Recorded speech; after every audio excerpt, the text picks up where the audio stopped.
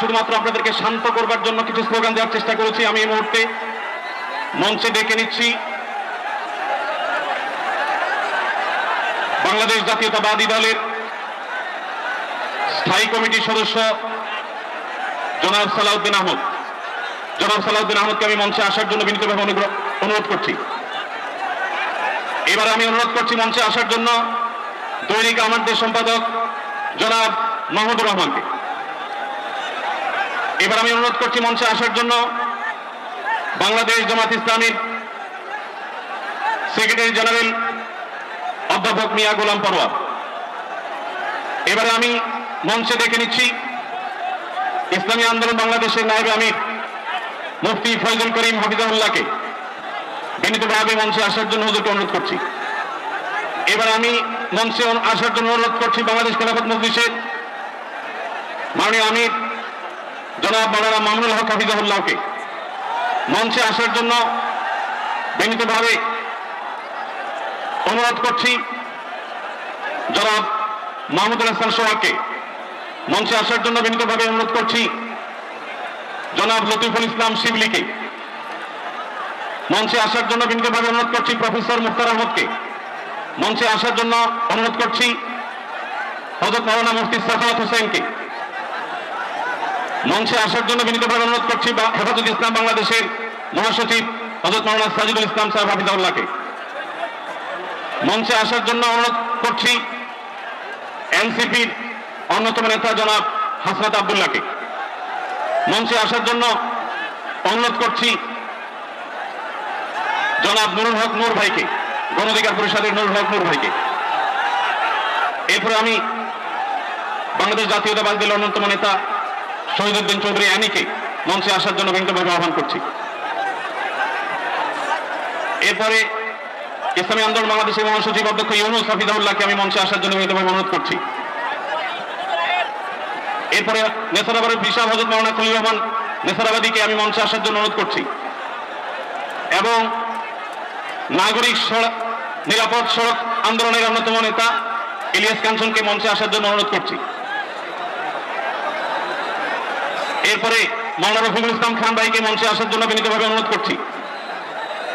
তারপরে মঞ্চে আসার জন্য আমি বিনীতভাবে অনুরোধ করছি হযরত মাওলানা হাসান জামিল হাফিজাহুল্লাহকে, হযরত মাওলানা জুনায়েদ আল হাবিব হাফিজাহুল্লাহকে, মুফতি মিজানুর রহমান সাঈদ হাফিজাহুল্লাহকে মঞ্চে আসার জন্য বিনীতভাবে আহ্বান করছি।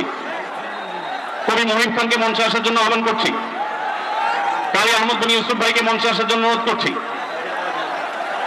জনাব রাশেদ প্রধানকে আমি মঞ্চে আসার জন্য বিনীতভাবে অনুরোধ করছি। রাশেদ প্রধানকে,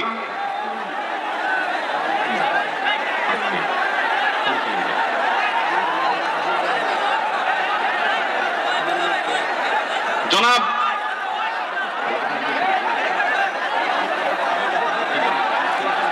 খেলাফত মজলিসের মহাসচিব জনাব অধ্যাপক আহমদ আব্দুল কাদেরকে মঞ্চে আসার জন্য অনুরোধ করছি।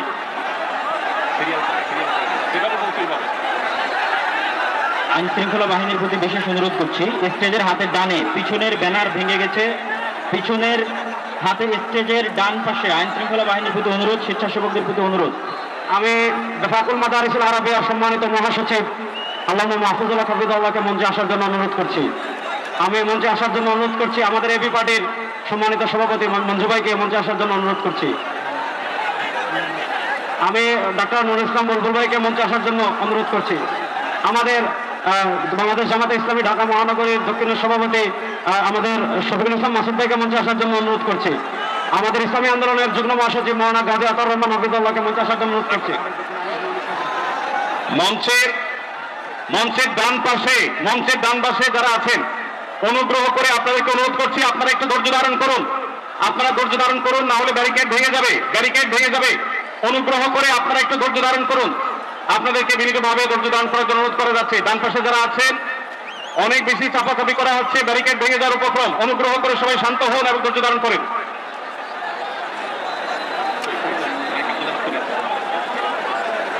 আমি মঞ্চে আসার জন্য অনুরোধ করছি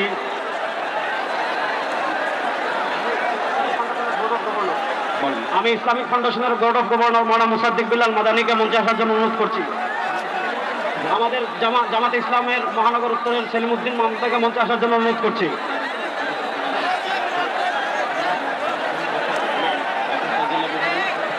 মঞ্চের ডান পাশে দৃষ্টি আকর্ষণ করছি, স্বেচ্ছাসেবক এবং আইন শৃঙ্খলা বাহিনীর দৃষ্টি আকর্ষণ করছি, মঞ্চের ডান পাশে একটু নিরাপত্তা জোরদার করুন, ব্যারিকেড ভেঙে যাচ্ছে, একটু দয়া করে দেখুন।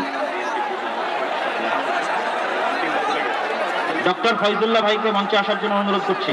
ডক্টর ফয়জুল্লাহ, আর কার নাম?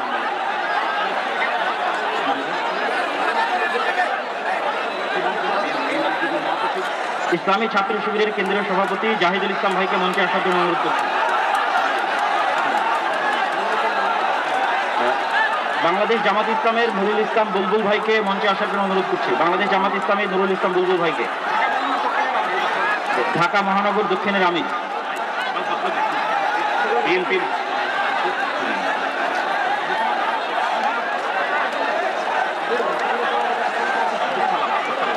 বিএনপির যুগ্ম মহাসচিব আব্দুল সালাম, জনাব আব্দুল সালামকে মঞ্চে আসার জন্য বিনীত অনুরোধ করছি। বাংলাদেশ জাতীয়তাবাদী দলের যুগ্ম মহাসচিব জনাব আব্দুল সালাম।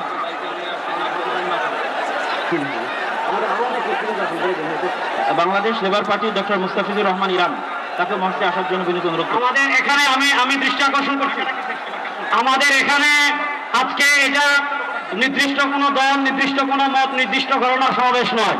আজকের এই গণজমায়েত বাংলাদেশের সব ঘটনার শীর্ষ সকলের যারা এসেছেন, আমাদের সকলে আজকের এই সমাবেশ।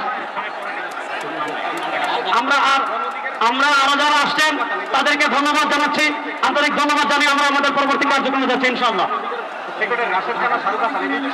আমাদের ঢাকা সাংবাদিক ইউনিয়নের সভাপতি, জামাত ইসলামের নেতৃবৃন্দ, হেফাজতে ইসলামের নেতৃবৃন্দ, ইসলামী আন্দোলন নেতৃবৃন্দ, বাংলাদেশ খেলাফত মজলিসের নেতৃবৃন্দ, খেলাফত মজলিসের নেতৃবৃন্দ, আমাদের এবি পার্টির নেতৃবৃন্দ, এনসিপির নেতৃবৃন্দ, আরো যত আমাদের নির্বাহী সংগঠন, সব সংগঠনের এখানে এত নেতৃবৃন্দ এসেছেন, আমরা নাম বলে শেষ করতে পারবো না। সকলকে আমরা আমাদের অন্তরস্থল থেকে শুকরিয়া আদায় করে আমরা আমাদের পরবর্তী কার্যক্রমে যাচ্ছি ইনশাআল্লাহ। ভাই, যারা ডান পাশে, মঞ্চের ডান পাশে যারা বিশৃঙ্খলা করছেন, আপনাদের করজোর করে আমরা অনুরোধ করছি কোনো দুর্ঘটনা যেন না ঘটে। সবাই শান্ত হন, সবাই শান্ত হন। মঞ্চের ডান পাশে যারা আছেন তারা শান্ত হন, অনুগ্রহ করে সবাইকে শান্ত হওয়ার জন্য অনুরোধ করছি।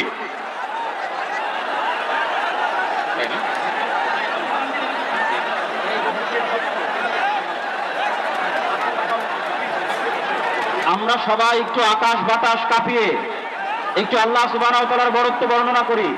লিল্লাহে তাকবীর, লিল্লাহে তাকবীর। ভাই, আমরা আজকে ফিলিস্তিনের পক্ষে আসছি। আমরা একটু ডান পাশের ভাইদেরকে অনুরোধ করবো, আপনারা ভিতরে আসার চেষ্টা করবেন না। আমরা আজকে ফিলিস্তিনের পক্ষে এখানে আসছি। ফিলিস্তিনের পক্ষে আমরা আছি না ইনশাআল্লাহ? আবার মুসলমানের পক্ষে আমরা আছি না ইনশাআল্লাহ?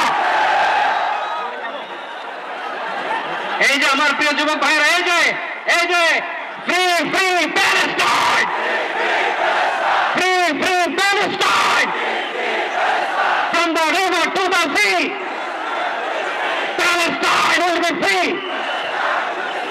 আজকে প্যালেস্টাইন সলিডারিটি মুভমেন্টের আয়োজনে আজকে যে মার্চ ফর গাজা প্রোগ্রামে এই স্টেজ থেকে যে নির্দেশনা আসবে সুশৃঙ্খলভাবে প্রোগ্রামকে সাকসেসফুল করার জন্য, আমরা কি আহ্বান করে শুনতে রাজি আছি? আওয়াজ করে বলতে হবে, আমরা কি রাজি আছি সবাই? এই যে যুবক ভাইরা, বিশৃঙ্খলা করা যাবে না। আল্লাহর রাস্তে আমাদের পুলিশ ভাইরা মাঝখানে আছে, তাদেরকে স্টেজে আসতে দিতে হবে। আল্লাহর রাস্তে এখান থেকে আব্দুল হাই মোহাম্মদ সাইফুল্লাহ ভাই, রাজান করিম আবরার ভাই যে ইনস্ট্রাকশন দেবে আমরা সেটা মেনে নিতে বাধ্য থাকবো, ঠিক কিনা বলে? এর ক্ষেত্রে আমরা করবো না ইনশাআল্লাহ। আসসালামু আলাইকুম প্রিয় ভাইরা। এখন